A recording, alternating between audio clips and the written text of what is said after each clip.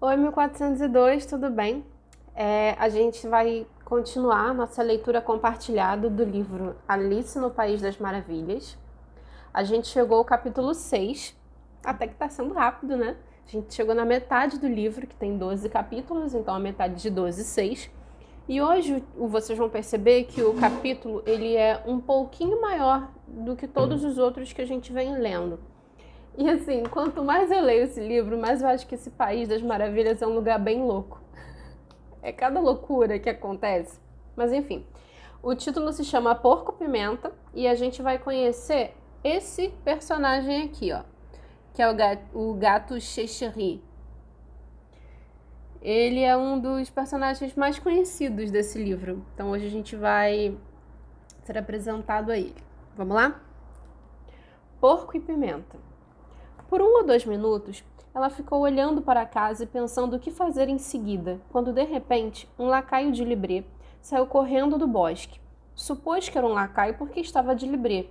Não fosse por isso, a julgar apenas pelo rosto, teria dito que era um peixe, e bateu na porta ruidosamente com os nós dos dedos. A porta foi aberta por um lacaio de Libré, de rosto redondo e olhos grandes como um sapo. E os 2 lacaios? Alice notou, tinham cabeleiras encaracoladas e empoadas à volta de toda a cabeça. Sentiu muita curiosidade de saber o que era aquilo e, furtivamente, saiu um pouquinho do bosque para ouvir. Lembra que no último capítulo Alice conheceu a lagarta? Que a lagarta disse que ela podia seguir qualquer caminho, já que ela não tinha lugar nenhum para ir? Então, ela tinha interesse em conhecer essa casa.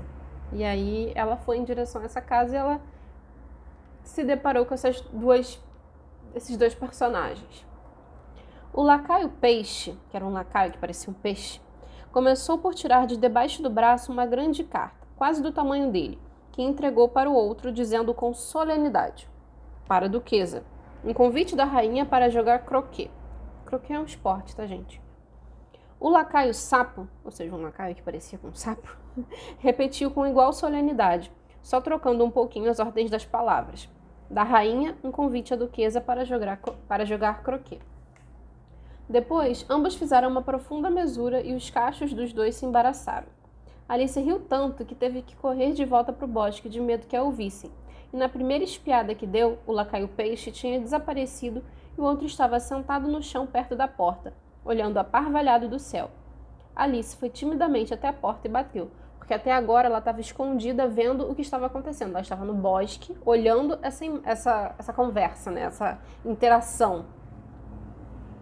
Não adianta nada bater, disse o lacaio, isto por 2 razões. Primeiro, porque estou do mesmo lado da porta que você. Segundo, porque estão fazendo tanto barulho lá dentro que ninguém pode ouvi-la. E realmente estava se fazendo uma barulheira descomunal lá dentro. Berros e espirros constantes e volta e meia um grande estrépito, como se uma travessa ou uma chaleira tivesse sido estilhaçada. Nesse caso, por favor, disse Alice, como faço para entrar? Poderia haver algum sentido em você bater, continuou o lacaio sem dar atenção. Se tivéssemos a porta entre nós. Por exemplo, se você estivesse dentro, poderia bater e eu poderia lhe deixar sair, claro. Enquanto falava, ele olhava o tempo todo para o céu, o que pareceu a Alice francamente descortês, ou seja, deselegante, mal educado. Mas talvez ele não possa evitar, disse consigo mesma. Tem olhos tão perto do cocoruto. Mesmo assim, podia responder a perguntas. Como faço para entrar? Repetiu alto. Vou ficar sentado aqui. Até amanhã, observou o lacaio. Nesse instante, a porta da casa se abriu e um pratarrás saiu zunindo bem na direção da cabeça do lacaio, pegou-lhe o nariz de raspão e foi se espatifar numa das árvores que havia atrás. Ou depois de amanhã, quem sabe, continuou o lacaio no mesmo tom, como se absolutamente nada tivesse acontecido. Como faço para entrar? Alice perguntou de novo mais alto. Mas afinal, você deve entrar, disse o lacaio. Esta é a primeira pergunta. Era sem dúvida, só que Alice não gostou que lhe dissessem isso. É realmente espantoso como todas as criaturas brigam. É de levar a gente à loucura, murmurou consigo mesma Alice. O lacaio pareceu ver nisso uma boa oportunidade para repetir seu comentário com variações. Vou ficar sentado aqui, ora sim, ora não, por dias e dias. Mas o que devo fazer? Perguntou Alice. O que quiser, respondeu o lacaio e começou a assoviar. Ah, não adianta falar com ele. É completamente idiota. Então ela abriu a porta e entrou. A porta dava diretamente para uma cozinha ampla, esfumaçada de ponta a ponta. A duquesa estava sentada no meio, num tamborete de 3 pés, ninando um bebê. A cozinheira estava debruçada sobre o fogo, mexendo um caldeirão enorme que parecia cheio de sopa.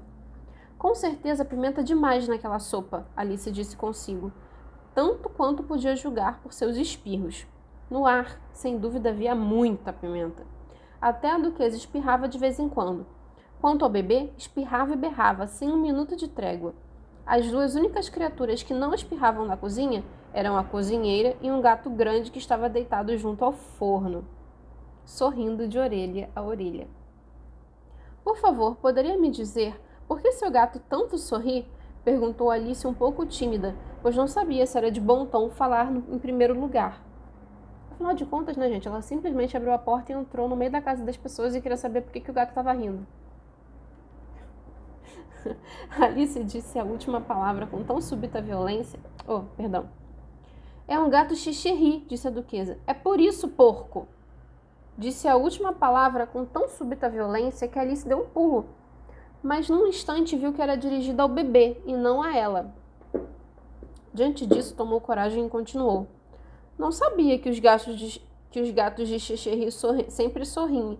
Na verdade, eu não sabia que gatos podiam sorrir. Todos podem, e a maioria o faz, disse a duquesa. E aqui tem uma foto, tem uma imagem. Então aqui é a duquesa, o bebê, que ela está chamando de porco, o gato xixi e aqui a cozinheira. E essa aqui é a Alice. Não conheço nenhum que sorria, declarou Alice, com muita polidez, sentindo-se muito contente por ter entabulado uma conversa. Você não sabe grande coisa, observou a duquesa. Isto é um fato. Alice não gostou nada do tom da sua observação e pensou que seria melhor introduzir algum outro assunto.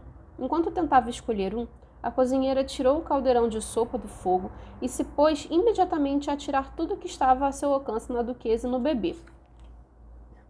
Como assim? Primeiro foram os atiçadores, depois uma chuva de caçarolas, travessas e pratos. A duquesa não tomava conhecimento deles, nem quando a atingiam. O bebê já estava berrando tanto que era quase impossível dizer se os golpes machucavam ou não. Por favor, veja o que está fazendo, gritou Alice, levantando-se de um salto aterrorizada. Lá se vai o mimoso narizinho dele, pois uma enorme caçarola passou rente e quase arrancou o nariz dele fora. Se cada um cuidasse da sua própria vida, disse a duquesa num resmungo rouco, o mundo giraria bem mais depressa. O que não... Desculpa. O que não seria uma vantagem, emendou Alice, muito satisfeita, por ter uma oportunidade de exibir um pouco da sua sabedoria.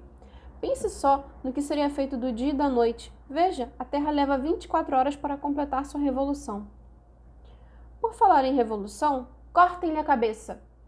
Bastante aflita, Alice deu uma olhada de soslaio para a cozinheira, para ver se ela ia aproveitar a deixa, mas estava ocupada mexendo a sopa e parecia não ter ouvido. Assim recomeçou. 24 horas, eu acho. Ou serão 12? Ora, não me aborreça, disse a duquesa. Nunca pude suportar números. E com isso começou a acalentar o filho de novo, enquanto cantava uma espécie de cantiga de ninar, dando-lhe fortes sacudidas em cada verso.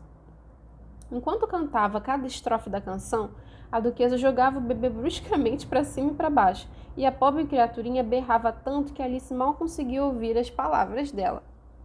Tome, pode niná-lo um pouquinho se quiser, disse a duquesa a Alice, jogando-lhe o bebê. Preciso me aprontar para jogar croquet com a rainha, e se retirou apressada. Quando saía, a cozinheira lhe atirou uma frigideira, mas errou a pontaria. Gente, que loucura! Alice agarrou o bebê com certa dificuldade, pois a criatura tinha uma forma estranha, com braços e pernas esticados em todas as direções. Igualzinho a uma estrela do mar, pensou Alice. O pobrezinho bufava como uma locomotiva quando ela o pegou, dobrando-se e esticando-se sem parar, de tal modo que por 1 ou 2 minutos tudo o que ela conseguia fazer era segurá-lo. Assim que descobriu a maneira adequada de acalentá-lo, que era torcendo ele numa espécie de nó, ela levou-o para o ar livre. Se eu não levar essa criança comigo, com certeza vão matá-la qualquer dia desse. Não seria um assassinato deixá-la para trás? Disse essas últimas palavras em voz alta, e a criaturinha grunhiu em resposta. A essa altura, Alice tinha parado de espirrar. Para de grunhir, não é em absoluto uma maneira apropriada de se expressar. O bebê grunhiu de novo, e Alice, muito inquieta, examinou seu rosto para ver o que havia de errado com ele. Não havia a menor dúvida de que ele tinha um nariz muito arrebitado. Além disso, os olhos eram um tanto miúdos para um bebê. No todo, Alice não gostou da aparência da criatura, mas talvez ele estivesse só soluçando. Pensou e olhou de novo os olhos dele para ver se havia lágrimas. Não havia lágrimas. Se você vai virar um porco, meu querido, disse Alice sinceramente, não vou mais sequer saber de você, preste atenção. O coitadinho soluçou de novo, e os dois ficaram em silêncio por algum tempo. Alice estava começando a pensar, e agora? O que eu vou fazer com essa criatura quando for para casa? Quando ele grunhiu de novo, com tanta fúria que ela olhou para o seu rosto um tanto alarmada. Dessa vez, não havia engano. Era nem mais nem menos que um porco, e lhe pareceu que seria totalmente absurdo continuar carregando ele. Ou seja, gente, o bebê que estava no colo da mulher, da duquesa que estava dentro da casa, virou um porco. Simples assim, virou um porco. Assim, Alice colocou a criaturinha no chão e se sentiu muito aliviada ao vê-lo caminhar calmamente para o bosque. Se tivesse crescido, disse ela para si mesma, teria sido uma criança horrorosa. Mas como porco é bem jeitosinho, eu acho. E, gente, que comentário. E começou a pensar sobre outras crianças que conhecia que ficariam muito bem como porcos. E bem na hora que estava pensando, teve um ligeiro sobressalto ao ver o gato de Cheshire sentado no galho de uma árvore a alguns metros de distância. Olha o gato. Ao ver Alice, o gato só sorriu. Parecia amigável, ela pensou. Ainda assim, tinha garras muito longas e um número enorme de dentes, de modo que achou que deveria tratá-lo com respeito. Bichano de Cheshire começou muito tímida, pois não estava nada certa de que esse nome iria agradá-lo, mas ele só abriu um pouco mais o sorriso. Bom, até agora ele está satisfeito, pensou e continuou. Poderia me dizer, por favor, que caminho devo tomar para ir embora daqui? Depende bastante de para onde você quer ir, respondeu o gato. Não me importa muito para onde, disse Alice. Então não importa que caminho você tome. Contanto que eu chegue a algum lugar, Alice acrescentou. Ah, isso você certamente vai conseguir, afirmou o gato, desde que ande bastante. Como isso lhe pareceu irrefutável, ou seja, não tinha como discutir, Alice tentou uma outra pergunta. Que espécie de gente vive por aqui? Naquela direção, explicou o gato, acenando com a pata para a direita, vive um chapeleiro. E naquela direção vive a lebre de março. Visite qual deles quiser. Os dois são loucos. Mas eu não quero me meter com gente louca, observou Alice. Ah, é inevitável. Somos todos loucos aqui. Eu sou louco e você é louca. Como sabe que eu sou louca? Perguntou Alice. Só pode ser, ou você não teria vindo parar aqui, respondeu o gato. Alice não achava que isso provasse muita coisa. Apesar disso, continuou. E como você sabe que você é louco? Para começar, disse o gato, um cachorro não é um louco. Admite isso? Suponho que sim, disse Alice. Pois bem, você sabe, um cachorro rosna quando está zangado e abana a cauda quando está contente. Ora, eu rosno quando estou contente e abano a cauda quando estou zangado. Portanto, eu sou louco. Chamo isso ronronar, não rosnar, disse Alice. Chame como quiser, disse o gato. Vai jogar croquet com a rainha hoje? Gostaria muito, admitiu Alice, mas ainda não fui convidada. Encontre-me lá, disse o gato e desapareceu. Alice... Não, gente, não é que ele foi embora, ele sumiu. Alice não ficou muito surpresa com isso. Tão acostumada estava, ficando a ver coisas esquisitas acontecerem. Ainda estava olhando para o lugar onde o vira, quando ele apareceu de novo de repente. A propósito, o que foi feito do bebê? Quis saber o gato. Ia me esquecendo de perguntar. Virou um porco. Alice respondeu tranquilamente, como se o gato tivesse voltado de uma maneira natural. Eu achava que iria virar, disse o gato, e desapareceu de novo. Alice esperou um pouco, com certa esperança de vê-lo de novo, mas ele não apareceu, e depois de 1 ou 2 minutos, ela caminhou na direção em que, pelo que lhe fora dito, morava a lebre de março. Vi lebres antes, perguntou. A lebre de março vai ser interessantíssima. E talvez, como estamos em maio, não esteja freneticamente louca. Pelo menos não tão louca quanto em março. Enquanto assim pensava, ergueu os olhos e lá estava o gato de novo, sentado no galho de uma árvore. Você disse porco ou corpo? O gato perguntou. Disse porco, respondeu Alice. E gostaria que não ficasse aparecendo e sumindo tão de repente. Deixa a gente com vertigem. Está bem, disse o gato. E dessa vez desapareceu bem devagar, começando pela ponta da cauda e terminando com um sorriso, que persistiu algum tempo depois que o resto de si já tinha ido embora.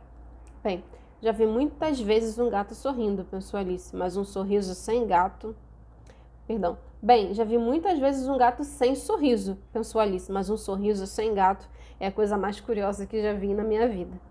Não tinha ido muito longe quando avistou a casa da lebre de março. Pensou que a casa era aquela porque as chaminés tinham forma de orelhas e o telhado era de pelo. Era uma casa tão grande que não quis chegar mais perto antes de lambiscar mais um pouquinho do pedaço de cogumelo da mão esquerda e crescer até uns 60 centímetros de altura.